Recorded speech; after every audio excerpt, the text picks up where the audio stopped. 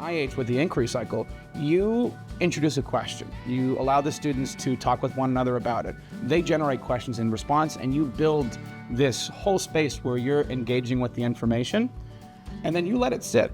I think that's really, really interesting. You let it sit there, and you change it as you go from lesson to lesson.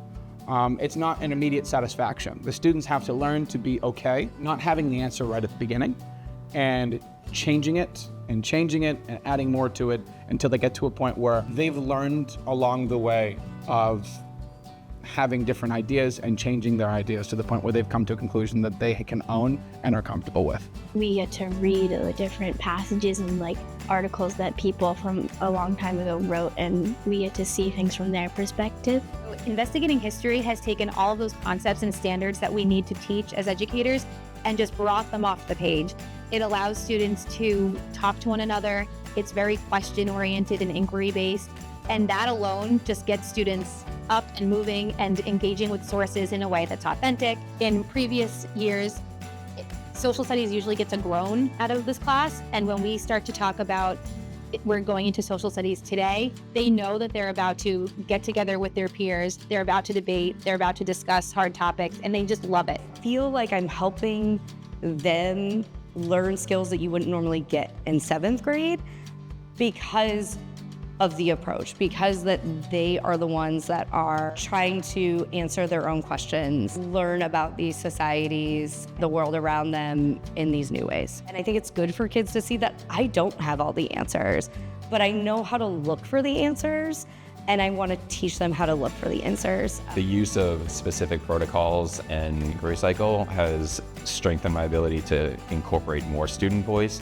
and allow me to kind of step out of the information dropper role and to be more of the facilitator. As much as I thought I was a pretty strong classroom manager, this has allowed me to kind of see areas that I can improve. They are grappling with really challenging questions about the past, and all of that is encompassed in the Investigating History Inquiry arc, which is integrated through every cluster of every unit. That's how we teach kids history. We teach kids history by having them do history. They're able to kind of drive the conversations that we're having by creating those wonder questions. That really gets them excited to learn about that essential question and kind of leads us into those inquiry searches moving forward into the second step, which is investigating those sources. And then coming to the end of the inquiry arc when we start to put it all together to kind of come up with an answer without me having to tell them. You kind of investigate. So after you do that, you're going to talk about what you noticed. Like if there's a question like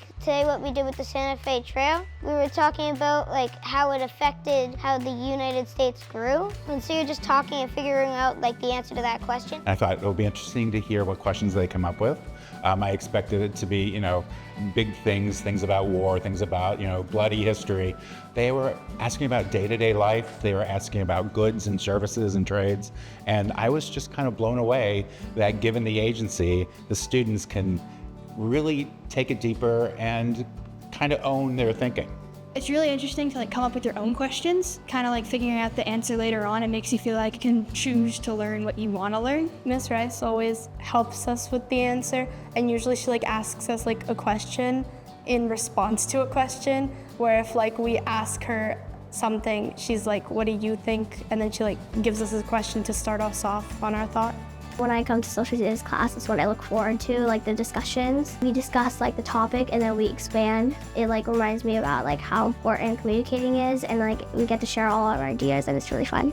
One element of the inquiry arc that I've noticed really helped my students is thinking about a claim about a topic and then supporting it with evidence. We definitely find answers ourselves because we try to challenge ourselves. If we just got the answers from the teacher, it would kind of be useless because we would just be getting everything instead of actually learning and challenging ourselves. One of the big things with using inquiry-based teaching and learning is that it decenters the teacher as the person who has all of the knowledge about the past.